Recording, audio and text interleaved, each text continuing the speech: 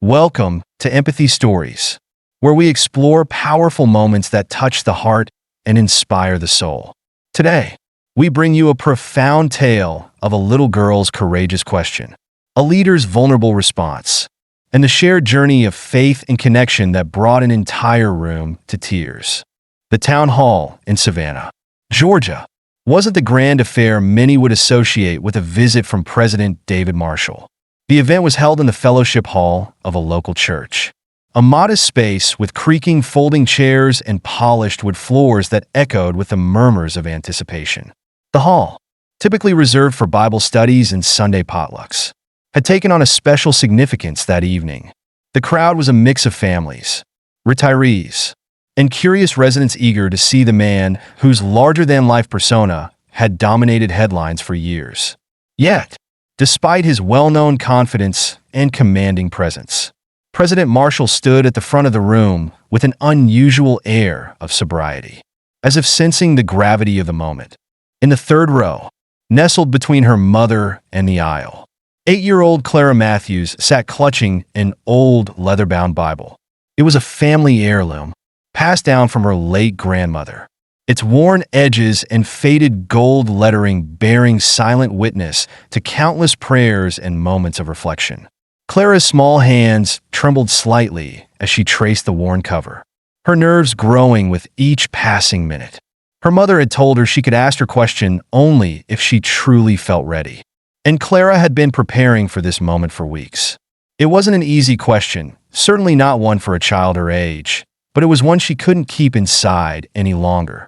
President Marshall began to speak, his familiar voice filling the room as he addressed policies, achievements, and his vision for the country. The crowd responded with polite claps and murmurs of approval, though the energy was subdued compared to his typical rallies. Clara listened, her heart pounding louder with each passing moment. She rehearsed her question in her head, silently mouthing the words, feeling both excitement and fear. When the floor finally opened for questions, adults eagerly lined up, their voices blending into a chorus of inquiries about infrastructure, education, and healthcare. Clara hesitated, shrinking slightly in her seat, but her mother gave her a gentle nudge, whispering, "You can do this, sweetheart," summoning all her courage. Clara stood. Her legs felt wobbly as she made her way to the line, her Bible held tightly against her chest.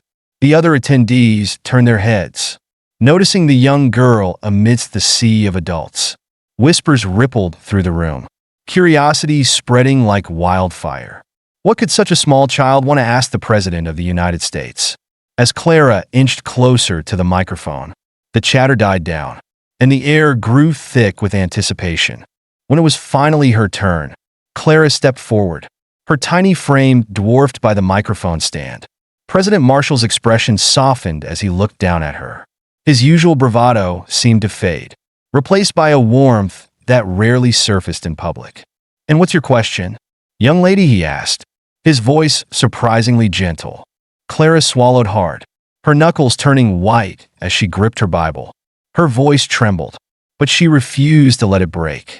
"Mr. President," she began, her words carrying the innocence of a child, but the weight of an old soul. "What does God mean to you?" The room fell silent. It was the kind of silence that seemed to stretch forever, pressing down on everyone like a tangible force. Adults who had come to discuss taxes and healthcare suddenly found themselves holding their breath, their attention fully captured by the unexpected depth of Clara's question. For a moment, even President Marshall appeared stunned. He looked at Clara, then at the Bible in her hands, and something in his demeanor shifted. The polished politician gave way to something raw, something real. "That's a big question," he finally said, his voice lower and steadier than before. "And it's not one I've always had the answer to." His admission surprised the crowd. President Marshall, known for his quick comebacks and unwavering confidence, was showing vulnerability. He leaned slightly against the podium, his gaze never leaving Clara's. "When I was about your age," he continued, "I had a lot of questions about God too. My parents took me to church every Sunday. I remember sitting in the pews, staring at the stained glass windows, wondering if God was even listening to me. The room remained silent, the weight of his words drawing everyone in. Clara's wide eyes stayed fixed on him, her grip on her Bible loosening slightly as she listened intently. "My father used to tell me," Marshall went on, "that faith is like a ladder. You climb it one step at a time, and sometimes you're afraid you'll fall. But you keep climbing because there's something up there worth reaching for." A faint chuckle rippled through the crowd, breaking the tension just slightly. But Clara didn't smile. She remained focused, waiting for the deeper answer she had come for. Marshall's tone softened even more as he leaned forward, addressing Clara as though she were the only person in the room. "As I got older, life threw challenges my way. I faced losses, failures, and moments when I wasn't sure if I could keep going. In those times, I didn't always feel like God was with me. Sometimes, I was angry at him. Other times, I thought maybe he had given up on me altogether." The crowd seemed to hold its collective breath, captivated by the uncharacteristic honesty of his words. Marshall glanced around the room, his gaze briefly meeting the eyes of attendees who nodded silently, their own struggles reflected in his story. "But I'll tell you this," he said, his voice growing firmer. "Even in my worst moments, when I thought I was alone, I realized that faith isn't about always having the answers.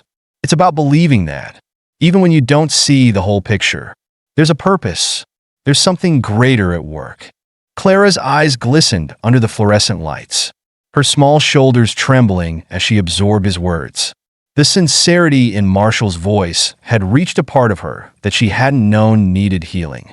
She blinked, and a single tear slid down her cheek, unnoticed by the crowd, but not by her mother, who placed a comforting hand on her back. Marshall noticed too. He stepped away from the podium slightly, his expression softening even more.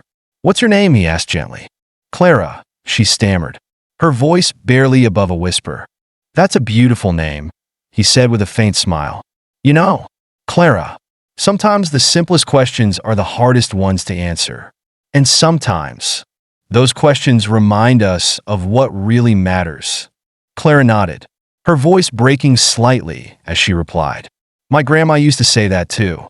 She said God is always listening, even when you don't hear him."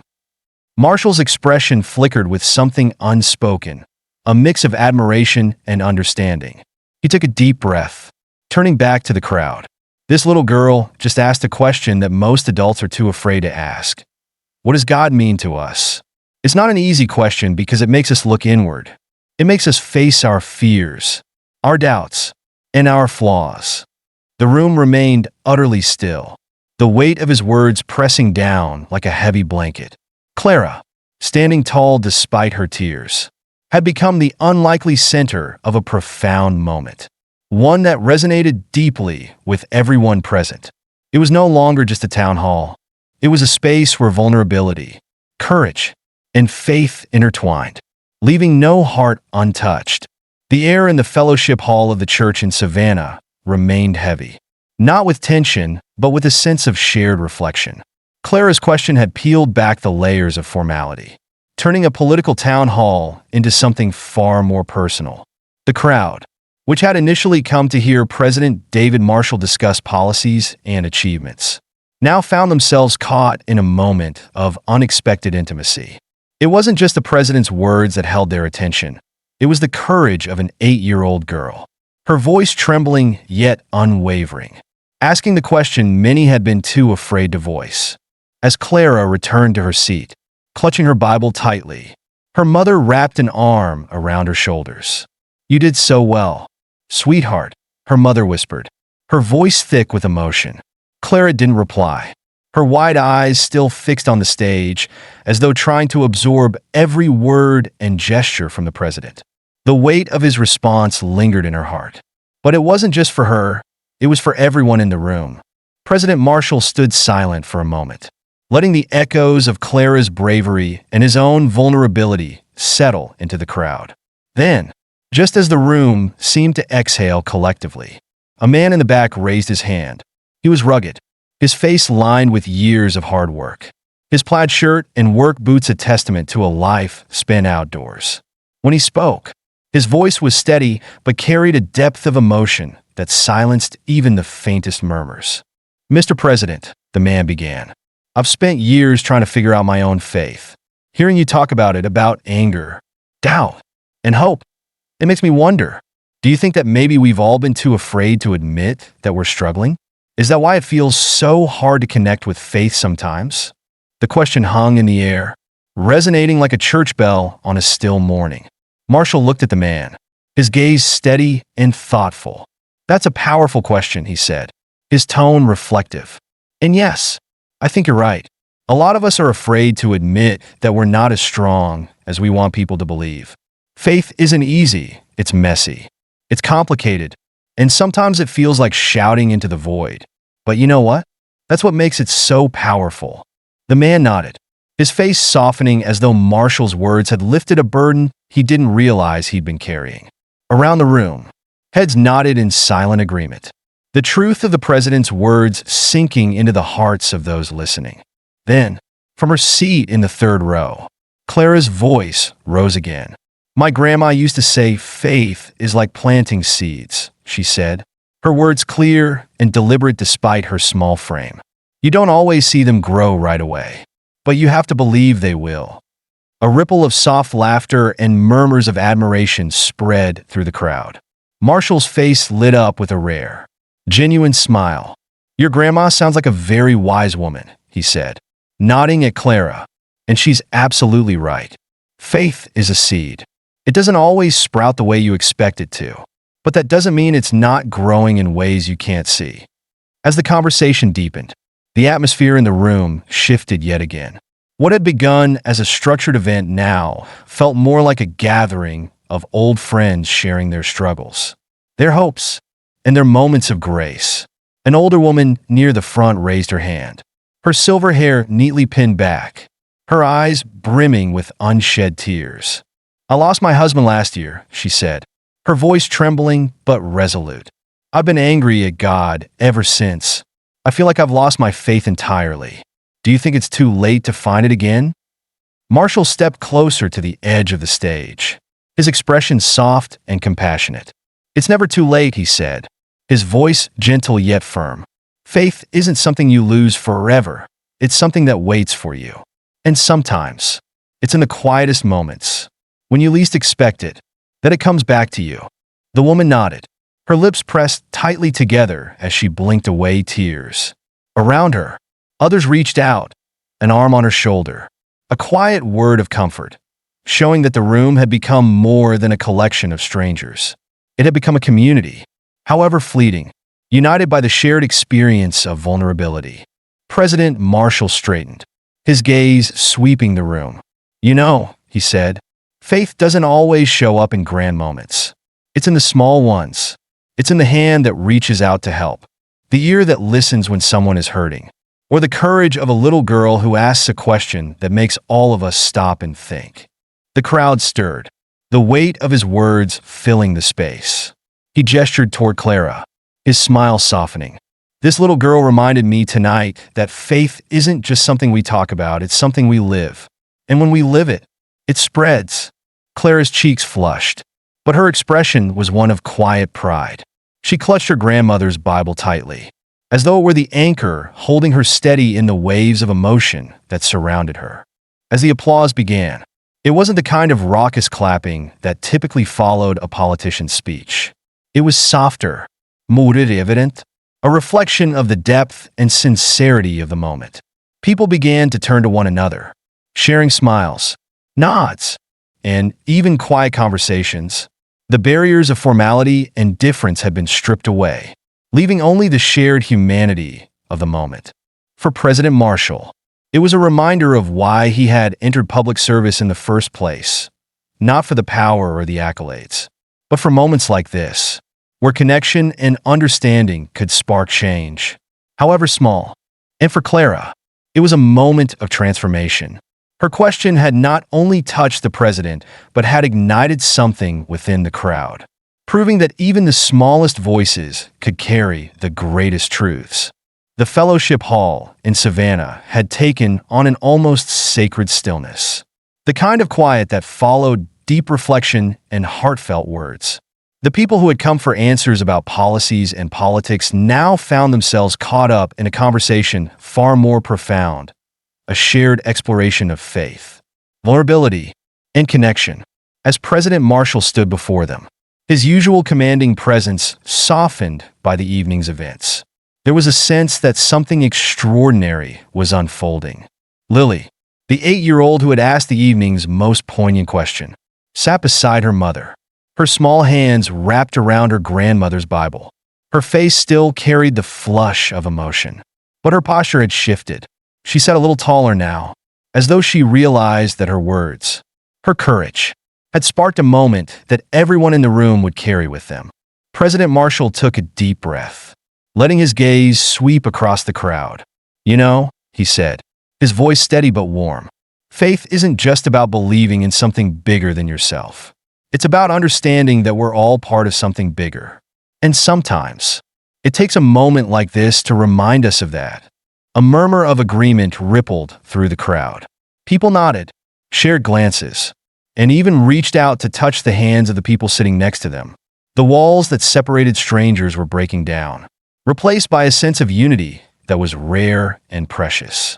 Then, from the back of the room, a man stood. He was middle-aged, his rugged appearance suggesting a life of hard work and perseverance. His voice, when he spoke, was steady but carried a deep emotion. "Mr. President," he said, "what do you do when faith feels like it's slipping away? When life gets so hard that it's easier to just let go?" The question hung in the air, heavy with the weight of shared struggles. President Marshall stepped closer to the edge of the stage, his expression thoughtful. "That's a question I think we all wrestle with," he said. "There have been times in my life when I felt like faith was slipping away, when the challenges I faced felt bigger than me, bigger than anything I could handle." He paused, his gaze steady. "But here's what I've learned. Faith isn't about never feeling lost. It's about finding your way back. It's about taking one step at a time, even when the path isn't clear. And sometimes, it's the people around us who help us take those steps." The man nodded, his shoulders relaxing slightly, as though the president's words had given him something solid to hold on to. Around the room, others leaned forward, their expressions a mix of empathy and understanding. Then Clara's voice rang out again, soft but clear. "My grandma used to say that faith is like a light in the dark," she said. "Even when it's really small, it can still show you the way." The room fell silent again, the weight of her words settling over everyone. President Marshall turned to her, his smile warm and genuine. "Your grandma sounds like a very wise woman," he said. "And she's absolutely right. Faith doesn't have to be big to guide us. Sometimes, it's the smallest light that makes the biggest difference." As the evening continued, the conversation shifted from one person to the next. An older woman shared her story of losing her husband and finding solace in unexpected moments of grace. A young man spoke about his struggles with doubt and how he found strength in his community. Each story was met with nods, quiet words of encouragement, and even a few tears. The room had become a sanctuary, not just for faith, but for the shared humanity that bound everyone together. President Marshall listened intently to each story, his responses thoughtful and heartfelt. But it was clear that he was not just a leader in that moment. He was a fellow traveler, walking alongside everyone else on the journey of faith and hope. As the evening drew to a close, Marshall stepped back to the podium. His voice, though steady, carried a depth of emotion that resonated with everyone in the room. "Tonight, you reminded me of something I think we all need to hear," he said. "That faith isn't just something we hold on to, it's something we share. It's in the questions we ask, the stories we tell, and the connections we make." He paused, his gaze sweeping across the room. "So as we leave here tonight, I want you to think about what faith means to you. And I want you to carry that with you, not just for yourself, but for the people around you. Because faith isn't just about believing, it's about living. And when we live it, we give others the courage to do the same." The applause that followed was soft but heartfelt, a reflection of the profound impact the evening had on everyone present. As people began to gather their things and head for the door, There was a sense of quiet joy in the air. Conversations continued in hushed tones, and smiles were exchanged between strangers who now felt like friends. Clara and her mother were among the last to leave. As they walked toward the door, President Marshall stepped down from the stage and approached them. He knelt to Clara's level, his expression warm and sincere. "Thank you," he said, his voice low but steady. "Your question reminded me, and everyone here, of what really matters." Clara smiled, her grip on her Bible loosening slightly. "Thank you for answering," she said. "I think my grandma would have liked what you said." Marshall's smile deepened. "I think she would have been very proud of you." As they left the hall, Clara looked up at her mother.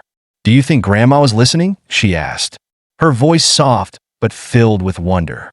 Her mother smiled, her eyes glistening with unshed tears. "I think she was, sweetheart, and I think she's very proud." The night ended not with fanfare, but with a quiet sense of hope and connection. The people who had gathered in the fellowship hall of that small church in Savannah left with more than they had come for. They left with a renewed sense of faith, a deeper understanding of each other, and a shared commitment to carrying the light of hope into the world. And in the center of it all was Clara, a little girl with a big question, who reminded everyone that even the smallest voices can make the biggest difference. The story of Clara, President Marshall, and the community gathered in Savannah offers profound lessons through the journey of each character. Their experiences, reflections, and connections reveal the essence of faith, vulnerability, and the strength found in human connection. Clara, the courageous young girl, embodies the purity and power of curiosity. Her willingness to ask the difficult question, "What does God mean to you?" reminds us that faith often begins with a question. Through her innocence and sincerity, Clara teaches us that courage isn't about having all the answers. It's about daring to ask. Her grandmother's wisdom, carried through the Bible she clutches, reflects the enduring power of faith passed through generations. President Marshall's journey is one of humility and introspection. Known for his strength and resolve, he allows himself to become vulnerable in this moment, sharing stories of personal doubt, loss, and eventual redemption. His willingness to open his heart and confront his struggles teaches us that even the most powerful among us face challenges that test their faith. Marshall reminds us that faith is not about perfection, but persistence, a ladder climbed one step at a time. Even when the path is unclear, the gathered community represents the collective human experience. Each individual who shares a story, from the grieving widow to the hardworking man, reminds us of the universal struggles and triumphs of faith. Their willingness to connect, to share their doubts and fears, shows that faith thrives not in isolation, but in the shared humanity of a supportive community. Together, the characters reveal a central truth. Faith is not a solitary journey, but a shared one. It is the light in the darkness, the courage to ask, the humility to share, and the strength to move forward together. Thank you for joining us on this heartfelt journey. If this story moved you, take a moment to reflect on your own faith and the connections that bring meaning to your life. Don't forget to like, share, and subscribe to Empathy Stories for more inspiring tales that remind us of the strength found in humanity and hope. Your support helps us continue sharing these stories with the world. See you next time.